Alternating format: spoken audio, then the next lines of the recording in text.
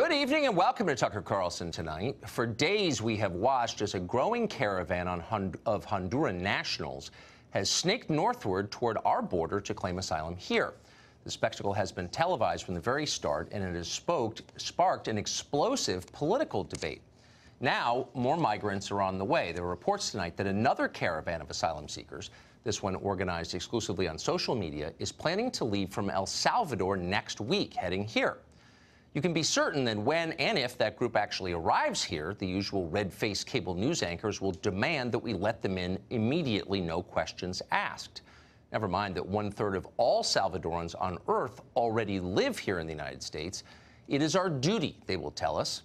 Once those anchors get off the air, they will return home to entirely immigrant-free neighborhoods feeling good about themselves. The only Salvadorans they will ever meet personally are those doing their laundry for minimum wage. But ignore the hypocrisy if you can. Stifle your personal concerns about mass immigration. People are suffering, they're telling us, and only America can save them. If you've been watching television, you've seen pictures like this all day of desperate poverty and hopelessness.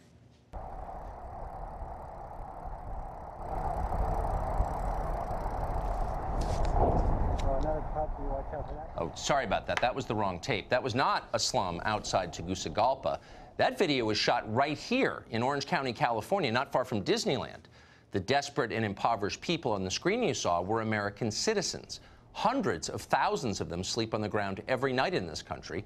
They don't make it on CNN very often. They're just Americans. Their tragedy is not interesting. If they did laundry at $5 an hour for rich people, though, our moral superiors might notice and care. But as of now, no, the cable news geniuses could not be less concerned about what is happening to American citizens. Which, if you think about it, kind of explains the Trump phenomenon. One of the great mysteries here in Washington is how a president with no prior political experience, who's emotionally volatile and not very articulate, remains nevertheless so very popular outside of Washington. It doesn't make any sense, but of course it makes sense. Trump's secret? He says things like this. They have a word. It sort of became old-fashioned. It's called a nationalist. And I say, really, we're not supposed to use that word. You know what I am? I'm a nationalist, okay? I'm a nationalist. A nationalist. In other words, a leader who puts his own country first, who cares about his own people most. You'd think everyone in charge of a nation would be a nationalist. Putting the interests of your own citizens above those of citizens of other countries was once considered a prerequisite for running a democracy. Not anymore. Now it's considered immoral, evil, in fact. Watch this. Nationalist. Use that word. We're going to talk about that word tonight. It is a favorite of the alt-right and is loaded with nativist and racial undertones. He's weaponized race and sort of nationalism and dog whistles. You're suggesting there's some kind of dog whistle there. It is. It applies. It does provoke hate activities. What are you trying to say as President of the United States, that you're a nationalist? Americans know what that means. It's not even a dog whistle anymore. It's a bullhorn. Not a whistle. It's a bullhorn. Hitler was a nationalist. Of course, so were Mahatma Gandhi and Abraham Lincoln and every other leader of every other nation state throughout history until about 20 minutes ago. But whatever. Nationalism provokes, quote, hate activity, says a sitting U.S. senator. All the cable news geniuses say amen. There was a time, in my lifetime, I'm not that old, when a picture like that would have just elicited nothing but sympathy and empathy among the American people. You see that and you think, oh my God, what must be happening where those people are coming from? How can we open our arms to people like that? These people are coming and asking for asylum. Guess what, Ben? It's in our laws that people are allowed to come to our borders and ask for asylum. This is a moral outrage that harkens to the worst excesses in the history of the country, to the separation of families at the slave auction blocks, to the separation of Native American families. Hope you're following that at home. Immigration, it turns out, is not a civic question that American voters might be allowed to have opinions about. It's bigger than that. It's a moral outrage. It's a humanitarian crisis. The law is irrelevant here. So are any of your stupid, selfish concerns about the effect of impoverished foreigners moving into your neighborhood or your school district. The rule here is simple. Listen carefully. If people from a place poorer than America want to move to America, they get to do that, period. If you disagree or complain or do anything other than recite the poem at the bottom of the Statue of Liberty, you are, well, you already know what you are because you've heard it 1,000 times, but we're going to tell you again anyway. Maybe this time it will penetrate. You are a racist. They see those pictures and are being told, fear those brown people. The Democrats are a diverse party. The Republicans appeal disproportionately to older whites. And the mob thing is an attempt to alarm those voters about the prospect of non-whites and immigrants. The right-wing coverage of this, is it demagoguery? How would you describe this? It is demagoguery, Brian. It is also, I believe, racism and nativism really pandering to the fears of Trump supporters and Fox News viewers. Yep, you're racist, just like you were racist for opposing Obamacare or not watching Sunday Night Football or believing that Brett Kavanaugh did not sexually assault someone. You are a bigot until the moment you obey the Democratic Party, at which point you are a good person like Al Sharpton or Louis Farrakhan. You know the drill. There's one interesting new twist in this latest propaganda barrage, though: fear. If you're against admitting an entire caravan full of poor people into this country, it's because you've been coached by that dastardly Fox News to fear the people in the caravan. But let's be honest, that's not really true. There are a lot of reasons to oppose admitting this caravan full of people. We don't need any more low-wage labor in this country, for one thing. We also have a right to decide who occupies our property. That's always true. Show up uninvited at Joy Reid's house, and you'll discover that she agrees with that principle, too. So there are good reasons to oppose this. Fear of Hondurans isn't really one of them. By and large, these are not scary people. Mostly they're just poor people from crappy countries who want a better life. That's understandable. Nobody blames them for that. Nobody's really afraid of these people. What normal people are afraid of is this. We believe survivors! We believe survivors! We believe survivors! And this.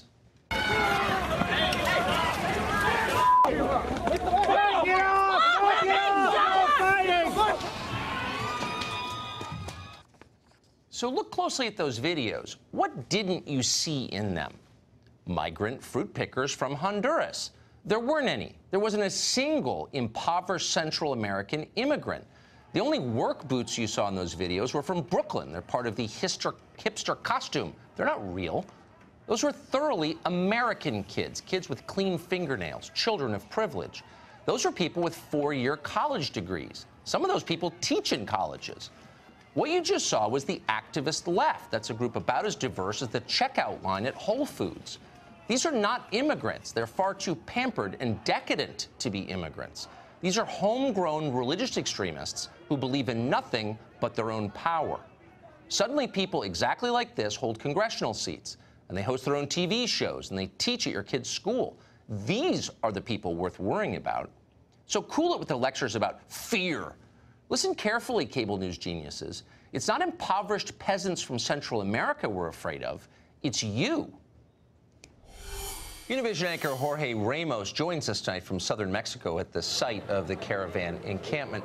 Jorge, I'm really glad you're here because I've wanted to ask you this question all day. So in the many times we've spoken, you've explained that immigrants to the United States from Central America are a net addition to our economy. They're America's strength. They make this a much better country. Given that, why isn't Mexico jumping at the chance to absorb these migrants into its economy? Why is it wasting this human capital? Well, the reality, Tucker, is that most of the immigrants that you see behind me, and as a matter of fact, they're not criminals or terrorists or not even immigrants. They're refugees. They don't want to stay here in Mexico. They want to go to the United States.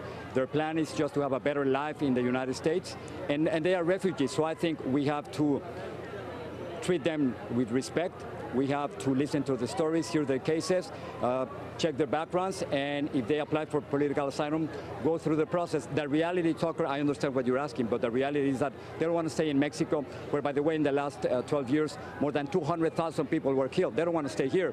They're fleeing violence and extreme poverty in Honduras, most of them. So they want to go to the United States. They don't want to stay here in Mexico. And in Mexico, by the way, they crossed the border between Guatemala and Mexico. I was there this morning.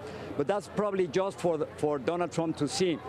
Just by the bridge, you will see little boats crossing thousands of immigrants in the last few days for $1 per person. But I'm confused. But hold on. That was hold just on. for show. The reality is completely different. Okay, so you say that the United States must show respect to these, what you call refugees. Why doesn't Mexico show them respect? Mexico is a rich country, the richest in the region. There are more billionaires in Monterrey and Mexico City than there are in Washington, D.C. Why are they sleeping on the ground? And why haven't they been taken care of by rich Mexicans of goodwill, the blue-eyed ruling class of which you were a part? Where are they in this? Well, you know, it's a great question, and I'm so glad that you asked it, because Mexicans, despite what you might hear in social media, Mexicans have been treated, all these refugees, with incredible generosity and with incredible solidarity. I know that there are fake stories in the United States saying that these people were funded by George Soros and by Democrats or by Nicolás Maduro from Venezuela. Vice President Pence is completely wrong about that, because if they really finance these people, it was a scam. I've been talking to people here in Chiapas who don't have a single dollar, Tucker, to buy a bottle of water. So there's no financing here. And Mexicans, but hold on, that's my civilians, point. Not the politicians. The politicians, right. They've been playing the game with Donald Trump. But civilians, Mexican civilians, have been giving all these refugees a little money, water, food, clothes, and sometimes transportation to go to the next I understand. town. Yesterday I saw something incredible. Wait, but let me just interrupt you and say, let me tell you. Okay, go ahead. Yesterday they went 26 miles, a marathon. Many kids, hundreds of kids, Tucker, and that's the people of the caravan, not terrorists or criminals. I think most Mexicans are very nice people. I grew up next to Mexico. I always liked them. It's your ruling class I'm asking you about, the people who are some of the richest people in the world who spend the summer in France every year. And again, you're from this group, so you can speak to this. Where are they in this? Why aren't they taking care of these people who are sleeping on the ground? We can see them right behind you. But where are those people? Where are the Mexican billionaires? They're very good at lecturing us about our moral inferiority, but they don't seem to be helping at all. Why? No, I think you want to concentrate on what Mexicans are doing. I just told you that civilians have done it in a beautiful, generous way. And I think we have to concentrate now on what the role of the United States should be in all these crises. First of all, I spent 2 days with these refugees, and I have not seen a single person from the Middle East. That's a lie.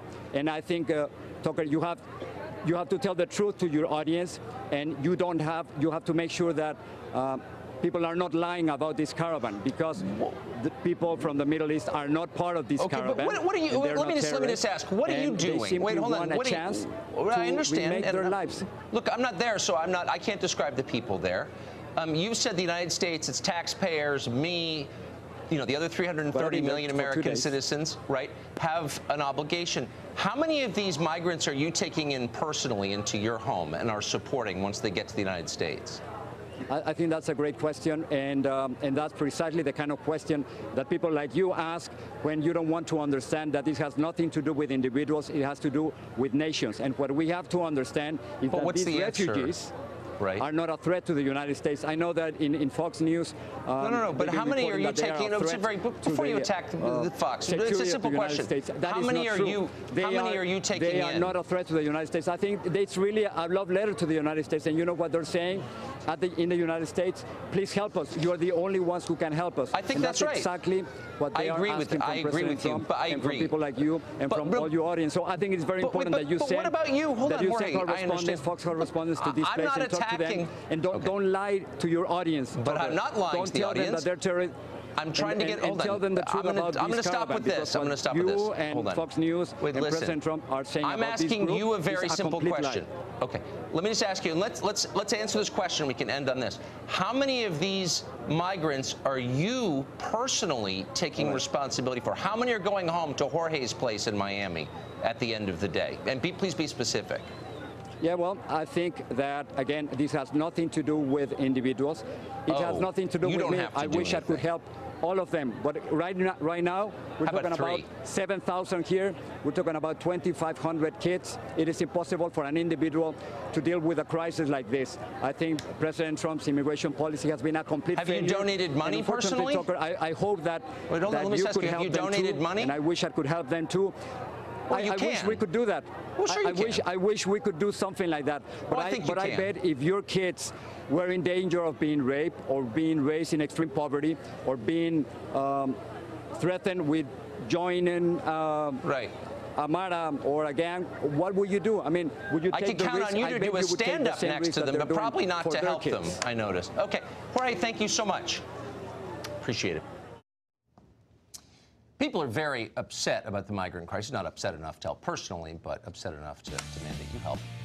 Britt Hume joins us just after the break. Is the midterm a blue wave in the making, or is it not? He's been thinking about it. We'll be right back.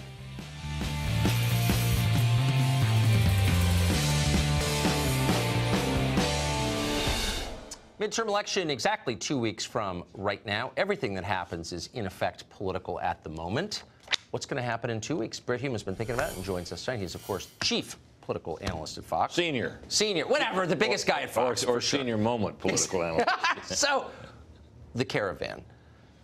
I hate to make it a political question because I think it's a civic question, but it is political. What's the political effect of it? Well, if you think about it from Trump's point of view, here's an issue, immigration, that hadn't been all that prominent this fall, but one that he emphasized, I think, and I'm sure he believes to great effect in 2016.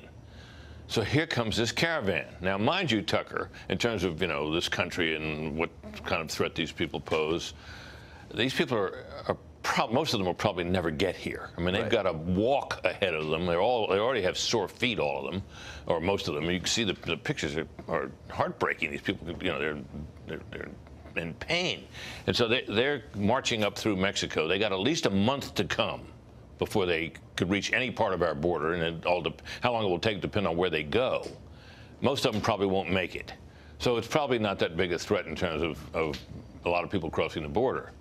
But it's very visual, as the pictures on the screen right now illustrate. And Americans are looking at this, and they see the picture of that bridge, which is just chock-a-block with people, and they think, what's going on here? So Trump's out raising hell about it. This helps him, unquestionably, in my view. It's a good issue for him, and a good issue, by and large, for Republicans. I wonder if Democrats understand that, because their cheerleaders, their handmaidens, all day long have been acting as if this, is something that everyone would agree with, that America has a moral obligation to accept anybody from a poorer country. That's a problem that Democrats often have, is that they think everybody agrees with them, and they take their cues from elites in New York and Washington and perhaps some other places, and they get on board with this stuff, and there are pockets of the country where that's strong, and in the cities and so on. But, one of the things that's happening in this election is that if you look at the classic, what they call the generic ballot, would you rather have a Republican or a Democrat in your district, or which party you think should control Congress, that number's been very good for Democrats most of this fall. And it's still good on a national basis. But in the places, in the crucial races, that number is closed to where it's barely a margin for the Democrats at all.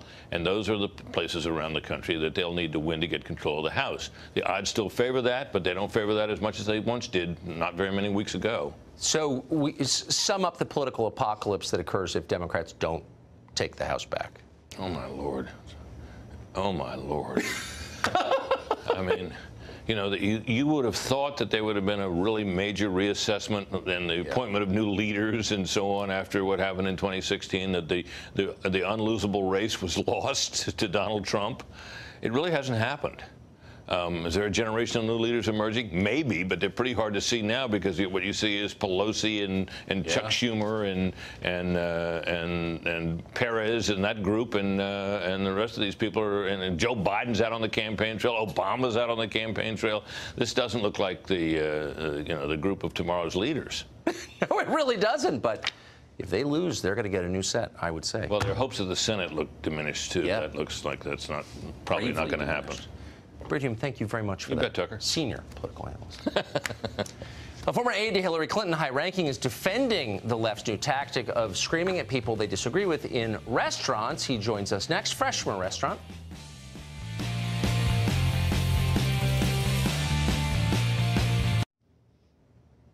Ted Cruz has cast votes that some Democrats don't like. Rather than wait until the election 2 weeks from now to vote against him, some decided to scream at him and his wife in a restaurant.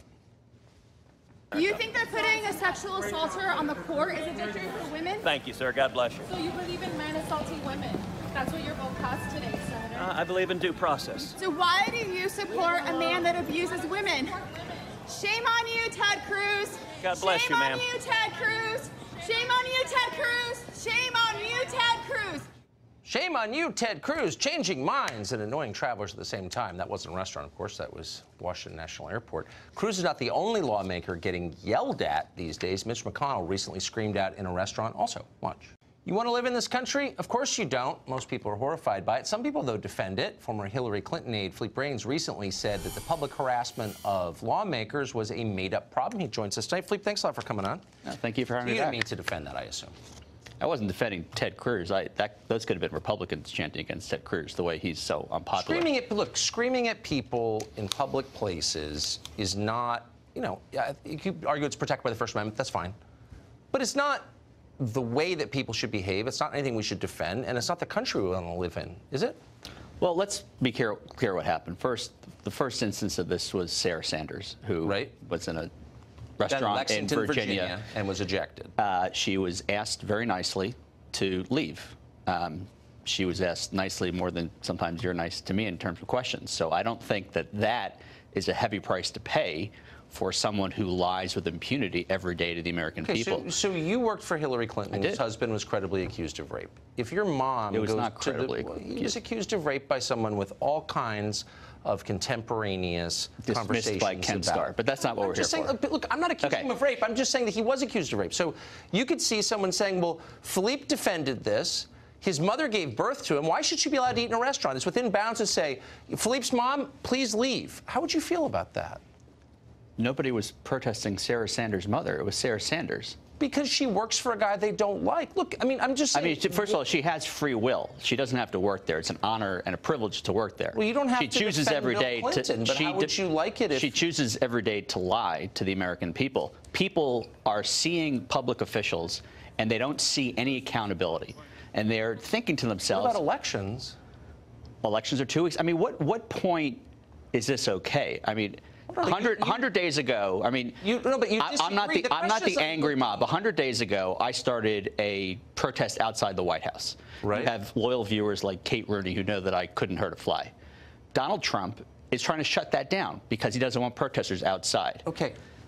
I guess the point I'm making is, is it okay, or do things start to fall apart? I'll tell you what's not okay. This kind of I'll tell you what's not okay. Lots of things aren't okay. It's been 642 days since Donald Trump was sworn in. Not one of those days has he said, we've got to dial down the rhetoric. I'll tell you what he did say. In the last few days, have you seen he has a lot specifically, of Democrats been I'll tell you what I saw. Out of he specifically, we're not in power.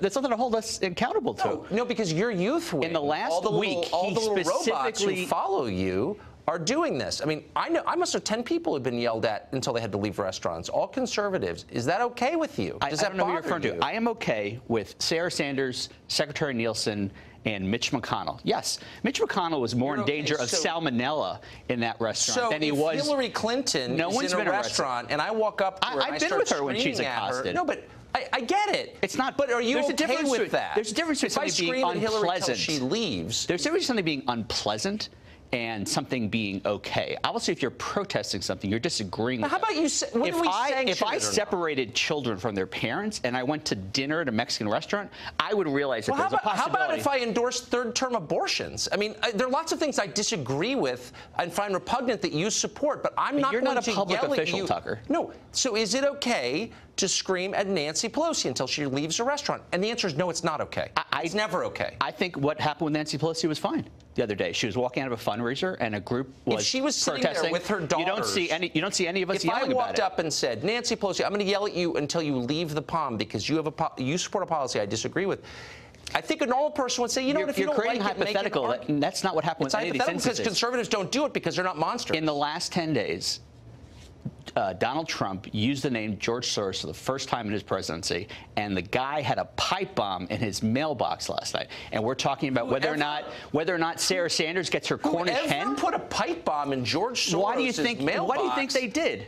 You think it's just Trump coincidence? Criticized George Soros, because one of the richest Donald people in the world. Trump runs around. No, because George Soros. Don't laugh.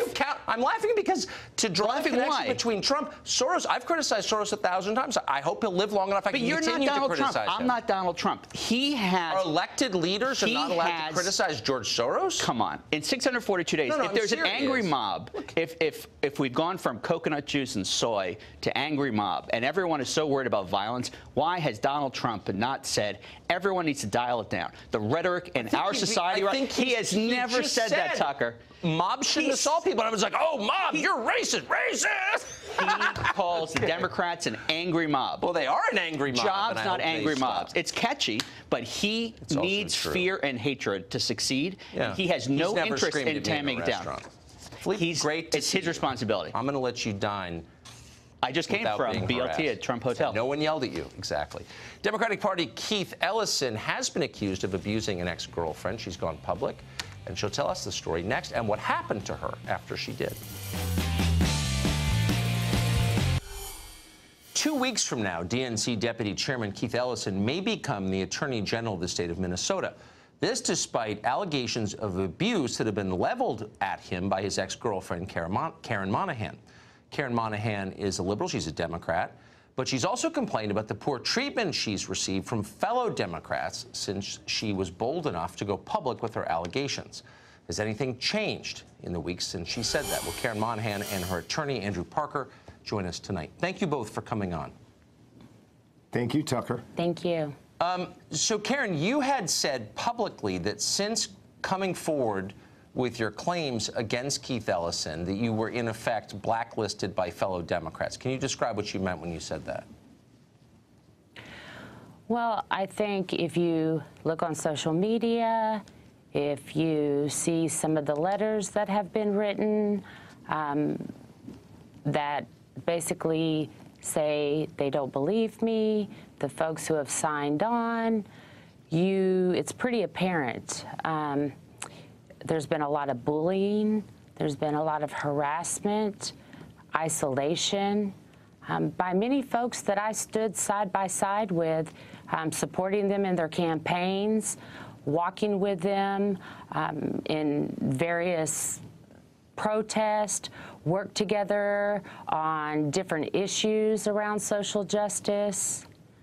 Were you, I mean, that's not the reception that people who say they're survivors of abuse expect they're going to get from the left, from Democrats.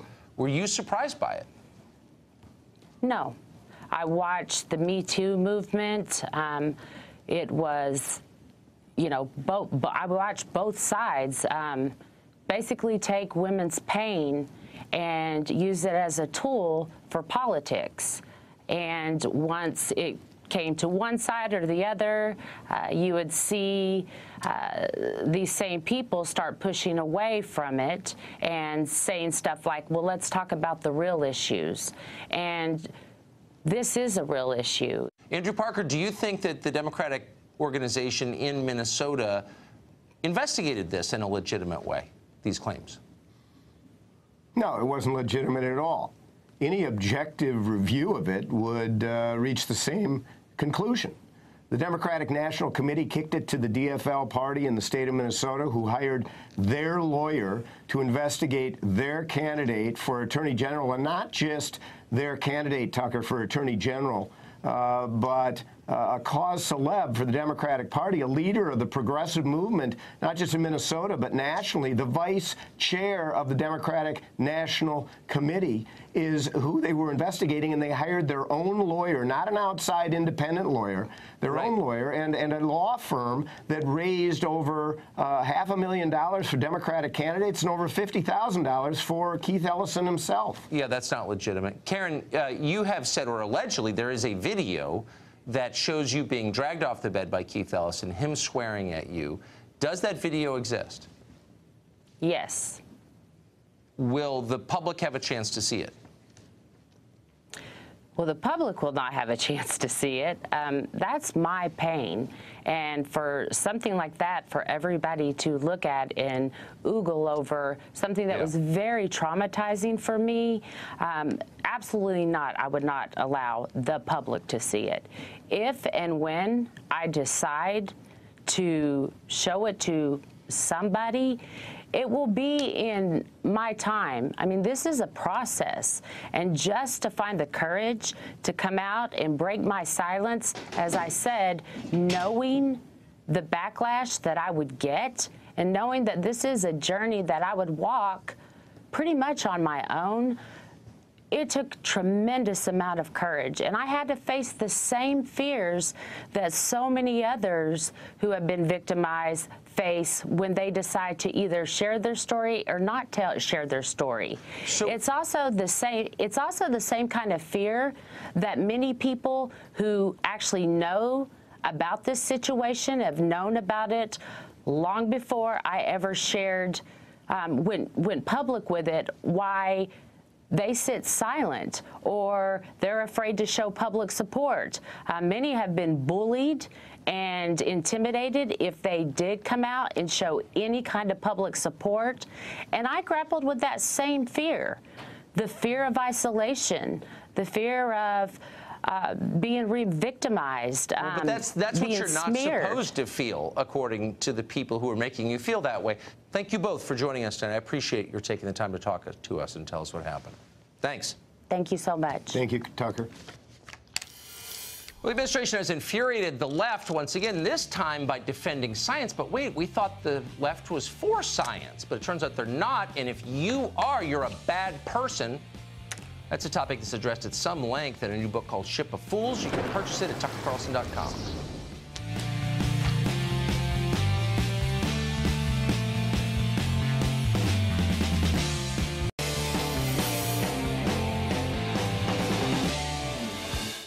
Federal law prohibits gender discrimination. Various federal programs offer special loans to female business owners. Congress sets rules for how women need to be treated in the workforce and universities.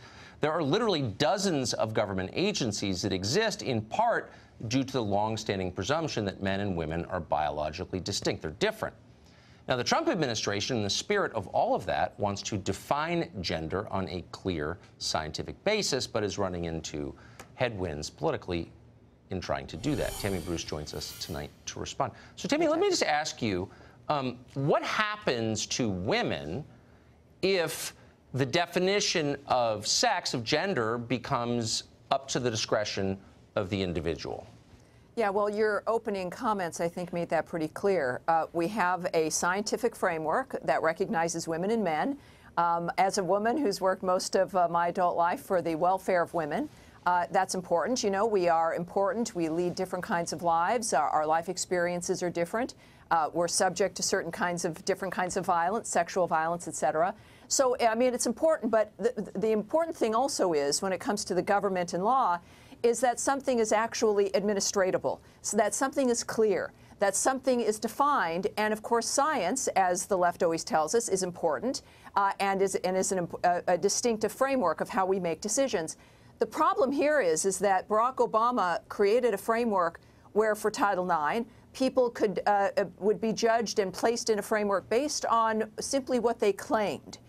Now, I think the transgendered issue is a serious one. People go through serious life changes. Chelsea Manning just posted Twitter photos with her having the surgery. We know, of course, Caitlyn Jenner has. Hundreds of Americans have gone through this, and it's a serious issue. And I think that what we're looking at here for the government, especially as a gay woman, if you're looking for the government and the reaction to this change has been remarkable, to confirm your value or your existence as a person, we're all in trouble, because the government is not the place to get that. Right now, any kind of rule, I think, for the government's got to be something that helps us administrate a framework like Title IX and recognize the differences between men and women. While transgendered individuals, of course, this doesn't erase them. It means that their relationship with themselves and with the medical community and how they identify is personal, and that they can work through the system within that framework. Yeah, I mean, it's not an attack on anyone to start to worry that maybe women are about to be hurt in this. That's my concern. We should at least talk it through, I think, rationally, and I'm glad that you helped us do that. Exactly. Tammy, thank you. Thank you, Tucker. Well, getting into Harvard is tough for anybody, but it's a lot harder for some, and it depends on your skin color, to a large extent, it turns out. We know that because of documents related to a discrimination lawsuit brought by Asian applicants to Harvard. And those documents show the university has spent decades rigging its admissions policies at the behest of university leaders who want a significantly less Asian student body. It's hard to believe, but that is happening even today. Jason Hill is a philosophy professor at DePaul University and author of the book We Have Overcome. He opposes the admissions practices of Harvard. Jason, thanks a lot for joining us. So a lot of us grew up hearing about the discriminatory practices of the Harvard admissions department, believing that they were no longer in existence, only to discover that they are, and that Harvard is defending them, even having been caught using them. What is this? That's right. Well, I think there's no other word to describe it than just nefarious. I mean, any institution that uses race explicitly as a way, and explicitly uses race with such zeal as a way of excluding persons from their institutions is just plain evil. And what makes it even more nefarious is that we're talking about a group that has achieved the highest academic record, the highest SAT scores, but has the lowest admission rate among any racial group. This makes it even more nefarious, and I think the word that comes to my mind is evil here. It's just plain. If you're telling kids, and we do tell kids all through young adulthood, through their teen years in high school, we say get the highest grades you can and the highest test scores. Those are the criteria they're going to be used to judge you. And it turns out that's a lie. It makes all of us kind of cynical, doesn't it? This fake meritocracy. It's profoundly anti-American, and it goes in the face of what is the American dream, which is meritocracy, which is going by fairness, which is going by working hard, not judging people by race, by ethnicity, by morally neutral factors, but judging people based on merit, on talent, on sheer grit, and tenacity and resilience. And what Harvard is saying is that there are other criteria that we're going to judge you by, superfluous and extraneous criteria, and anything that you exhibit, such as talent and merit, we're actually going to discount those and use them against you. And when we have a model group that aspire to the best virtues that America can offer, such as grit, tenacity, and hard work, and display those to the American people, we say we're going to discount those and we're going to actually use them against you. And I think that's just very, very unfair. They believed in our values, and we punished them for it. It's really sad. We Thank you. punished them for you it. Put that so nicely. Professor, thanks a lot. Thank you. Well, he hosts the most popular television show in the AM. He has written a bunch of best-selling books.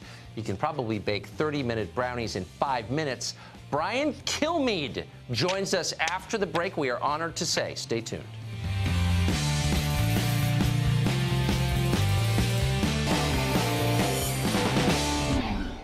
Time now for the Friend Zone. We bring on one of our favorite people here at Fox. Tonight we're honored to be joined by one of the co-hosts of Fox and Friends, the great Brian Kilmeade. His new book, Andrew Jackson and the Miracle of New Orleans, a bestseller, sold so well it's now out in paperback, and we are proud to be the forum in which he announces that. So, Brian, all this drama going on, you spent a lot of time thinking about Andrew Jackson and studying his presidency. What are the lessons from Jackson that we could apply to this moment? How would he handle the drama we're living through?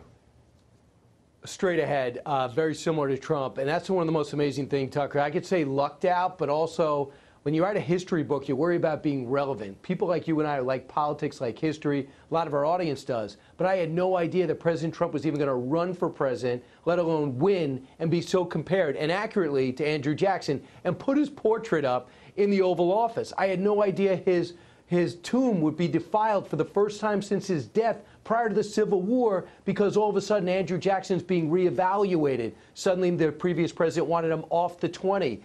We can never justify slavery, but he had slaves. We can never justify some of the battles he had with American Indians at the time, but others was in order to win a war called the War of 1812. So having done that, he was still an unbelievable success story that in the afterward I have Lincoln, Teddy Roosevelt, Harry Truman, Ronald Reagan, all looked up to him and said, I can learn from this guy. I'm amazed today we're having trouble finding relevance, good things about Andrew Jackson, a 13-year-old orphan who ended up a 2-term president. That's the American story.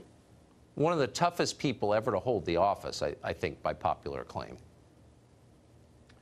He shot people in duels. He had a bullet in him his entire life. He suffered from dysentery, 6'1", 140 pounds. He was brought up in the backwoods. There were no social programs to prop him up. He found a way. He didn't blame. He took action, became a self-taught lawyer, judge, congressman, senator, a militia general, won some of the most consequential battles, including the Battle of New Orleans, that any American general has ever won. And get this, he didn't go to West Point. He didn't learn his leadership from his father. He learned it from being raised by his town, his county, his country. And he bled red, white, and blue. And he lived to pay back that country for what they did for him and that give him a shot at life. In no other country could he have done anything. He was one of the original American success stories, even if you didn't like some of his policies. Amazing. This is why the book has sold the number of copies it Yeah. has. It's a great story and a great account of an amazing life. Brian, thank you very much. The great Brian Kilmeade. All right, go get him, Tucker. Thanks. Always sits in on the show. I'm gone. That's it for us tonight. Amazing how fast that went. We'll be back tomorrow night at 8 o'clock to the show that is the sworn enemy of lying, pomposity, smugness, and groupthink. We'll be back tomorrow. But in the meantime, Sean Hannity, live from New York City.